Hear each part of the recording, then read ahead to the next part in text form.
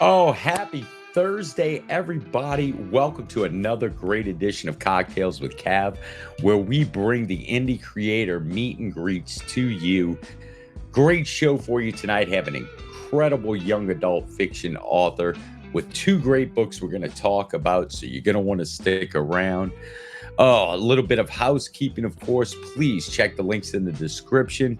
You'll have our guests link as well as the link to support the show. Please consider it. Cheap cup of coffee is all it takes at our Buy Me a Coffee link, as well as check out our merch page. A lot of great swag. Great way to support the show.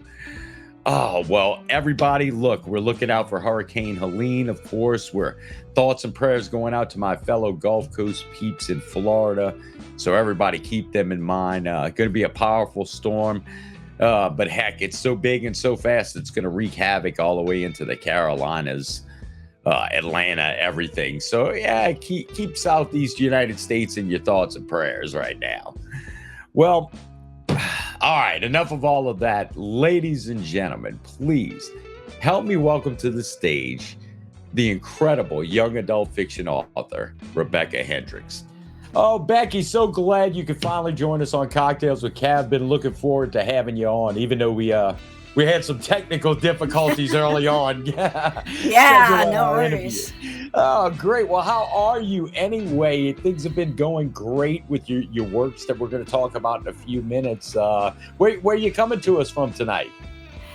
I live in Denver, Colorado. That's beautiful country, right? yeah, it's nice. Yeah, it is nice. A little warm, but it's nice. Yeah. Don't talk to me about a little warm. I'm down here in New Orleans with my wet wool blanket of humidity. Yeah. Okay. Yeah, you win. That's it. No, I tell you what. The last time I was up in Colorado, that place is it's just gorgeous, undeniably gorgeous. For sure, you know. Yeah, it's beautiful up here. We're going to Durango over the weekend, so that'll be nice. I mean, the oxygen's a little thin up there. That's why everybody votes Democrat. No, I'm just. That's right. Where's the drums? But oh my goodness. Well, Becky, you know what? It depends on what part of the state you're in. If you're a Democrat. Yeah, that's. Oh boy, I tell you what, that Yeah, it's just got to be inspiring for writing too, you know, just that landscape sometimes, right? Yeah, I'm a native, so yeah, I grew up here. Oh, that's beautiful. That's beautiful. Yeah. Well, I tell you, Becky, we love for the audience to get to know the creators. Really, you know, please tell us about yourself, how you got into writing, all that kind of good stuff. Well, I've been writing since I was young. I've always enjoyed, writing and telling stories. So I've been doing it since I was, since I was old enough to write. I didn't really start writing. I mean, I started out with poetry and, writing a few little songs and then I did a few like little plays, and then I didn't write my first book till I was 14. Okay. Yeah. And that was only a few years ago. No, okay. That's it. And I tell you, that's right. Only a few years ago. Yeah.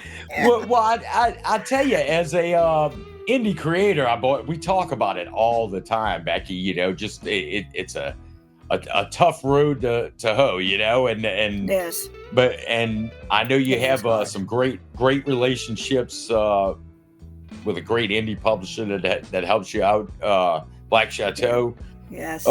But I really, as an indie creator, golly, when you're churning out your life's dream work and around your Mhm. day job, you know. Yes, exactly. It's yeah, it's something that I think a lot of people don't realize Yeah. how extra that effort is.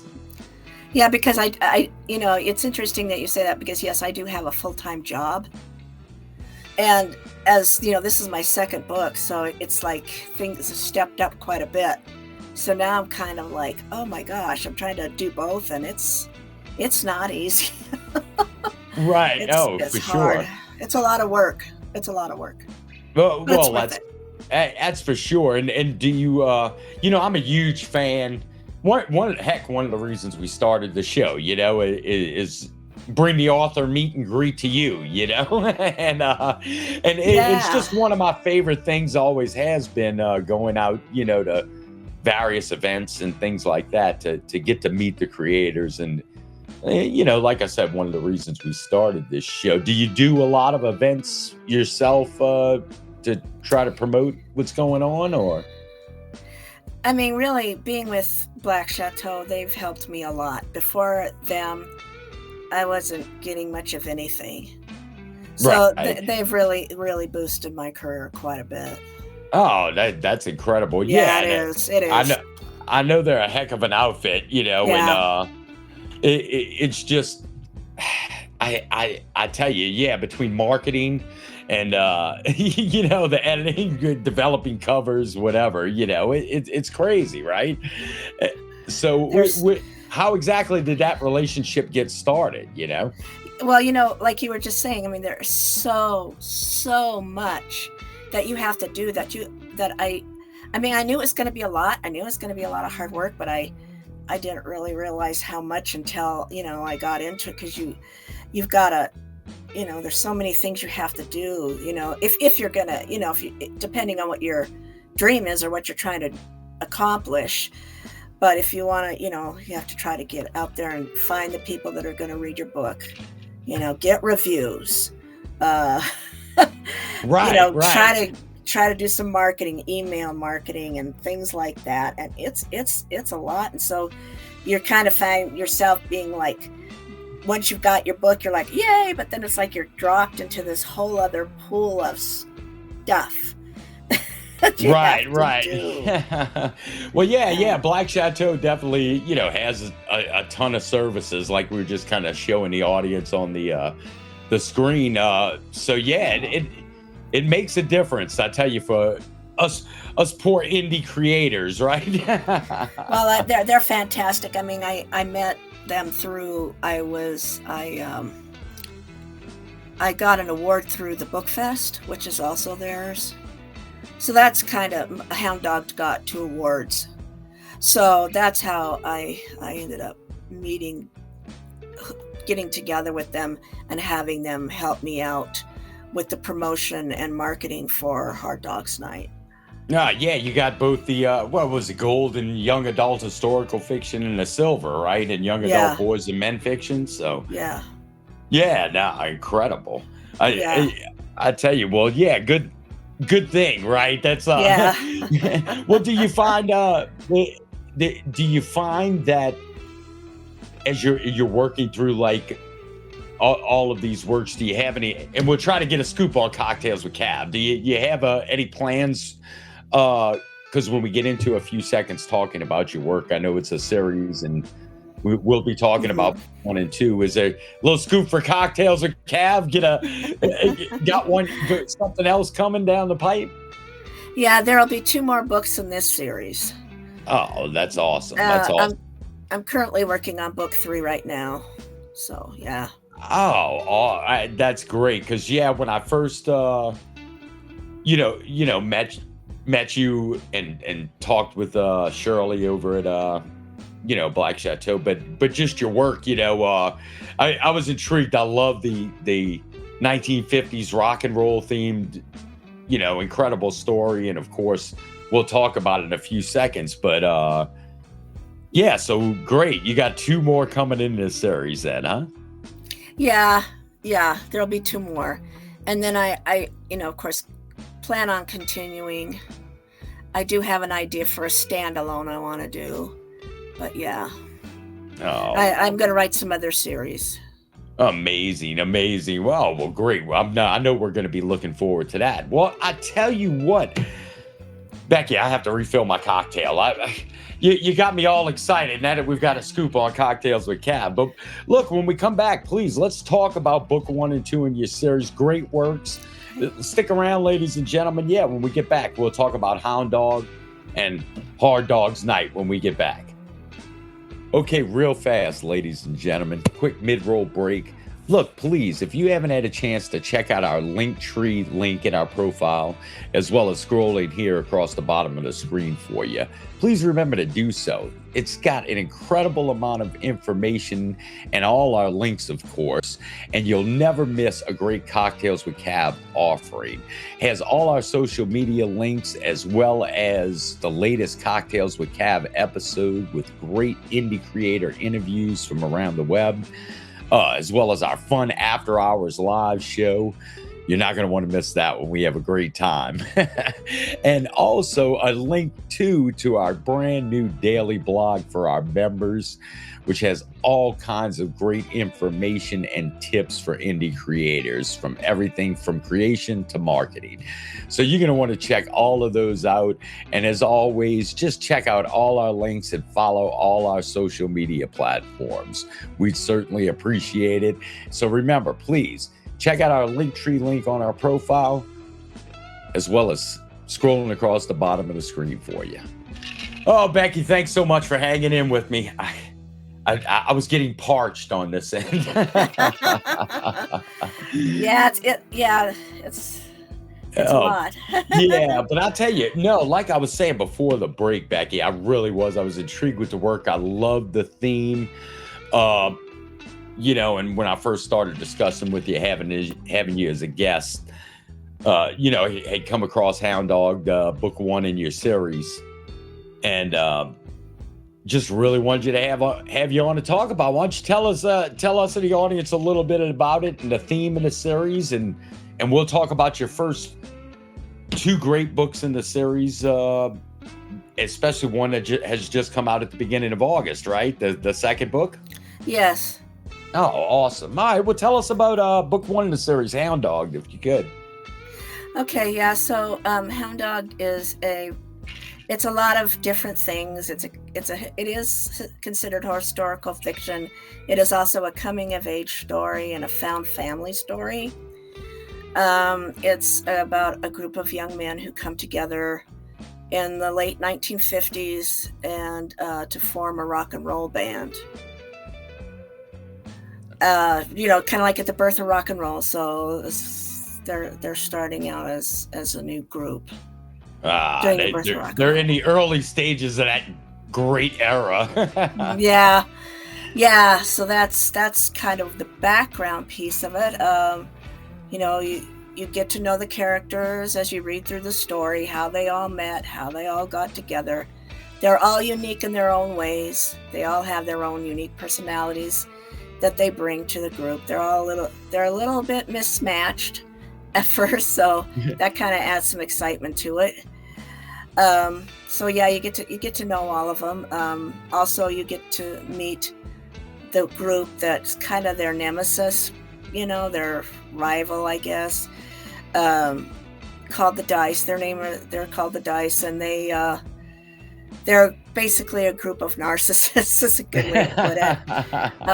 They're on the verge of stardom. They're on their way. They're about ready to make a record.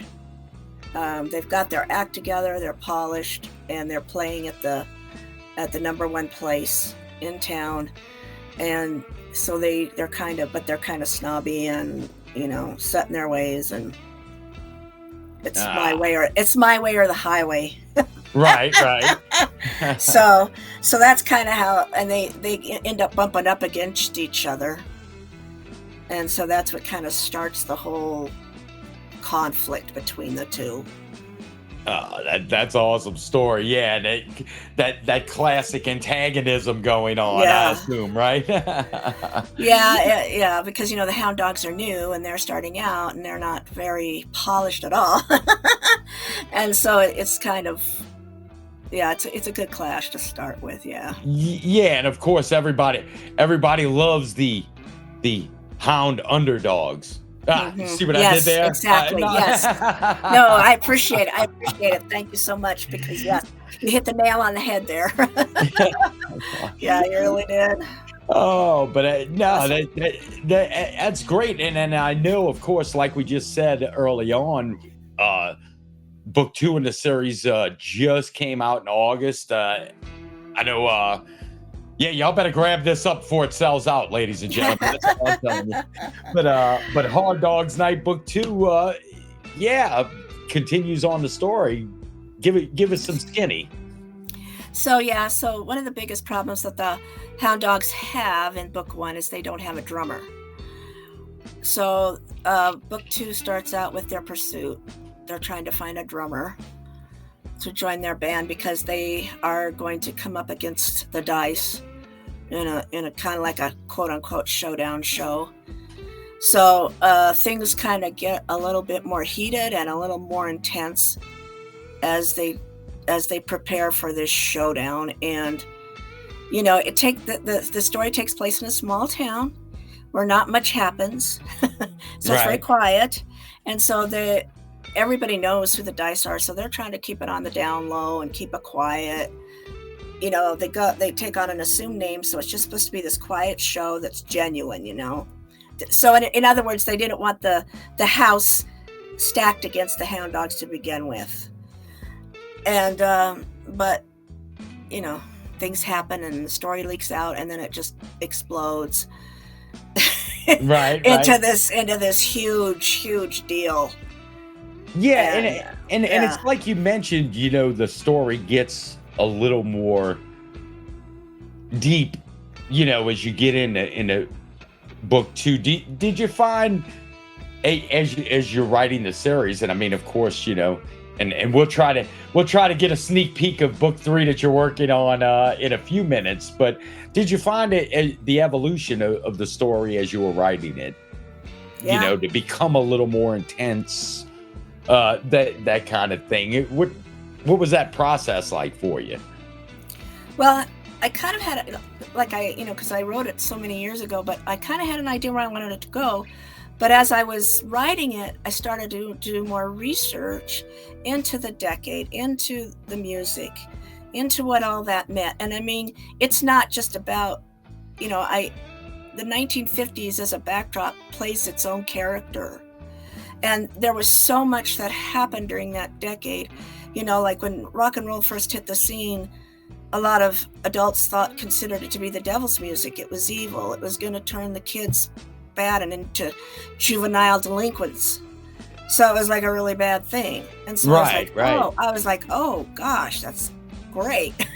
Yeah, Because yeah. I was able to, because already you got this band of, misfits, kind of, not troublemakers, but some of the characters are questionable. And it's like, what a perfect backdrop for them to be totally targeted as these bad boys of rock and roll. And then when things explode, they're to blame for it. And so, that kind of thing. Yeah, and I tell you, it's like you said, and I'm just pulling up your website so people in the audience can get a glimpse of it. And of course, the links will all be in the description there for the show, ladies and gentlemen. But yeah, living in the 50s, like you said, when you mentioned that the decade itself and the societal norms and upheaval that was going on does become, a character within itself almost to drive some of the stories. So that's fascinating. Yeah, because they're a small town, and they're so used to things going a certain way. Things have always gone like this, and now all of a sudden, poof, Right, So it's right. like, now do we do, like scrambling and running around? All these parents are up in arms, and it just That, causes this whole uproar. oh yeah. That's incredible. And so yeah, I think I really, like we had talked about earlier, as you evolved through the story into book 2 and starting to not only expand on that theme, but dive a little deeper into what's driving not only society but the characters. It's fascinating. Not only a fun work, but kind of a fascinating examination of that. Yeah, I tried to make it interesting. I mean, there is a lot of different things going on. There's a lot going on with a lot of different characters, which some people like and some people don't. But I wanted to keep it interesting, and I didn't want it to be about just one little thing. I wanted to kind of capture it all, which probably, it made it extra hard. But to me, it's just wonderful. I like, but because it challenges me as a writer to write something like that. Well, yeah, and I think you just mentioned, and I of course, we talk with a lot of authors, Yeah. and I'm always fascinated with character development and dives on that psychological edge of the character. And but when you mentioned, there's characters some people don't like and others like, and you've done your job as an author if I can hate your character like you wrote him, right? That's and that's just, that's my take on it. Yeah. But you've apparently done a good job if I dislike him as much as you wrote him. Well, they just don't like some people don't like the fact that there's so many characters.